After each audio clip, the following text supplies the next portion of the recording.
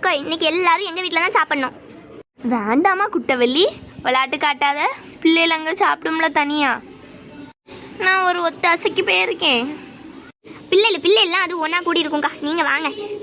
லட்சுமி அக்காவோட பொண்ணு, உமாவோட பொண்ணு, வசந்தி அக்காவோட பொண்ணு, ஏன் உங்கள் பொண்ணு எல்லாரும் விளையாண்டுட்டு தான் இருக்காங்க. ஓ அப்படியா? சொல்லவே இல்லவா. சரி அப்புறம் என்ன குட்டவள்ளி, போ போய் எடுத்துட்டு வா. ம் ஏம்மா வாமா, எல்லாரும் இன்னைக்கு நம்ம வீட்டுக்கு சாப்பிட வந்துட்டாங்க. ஏன் மக்கா எல்லாரும் வந்துட்டீங்களாமா? வாங்க சாப்பிடும்.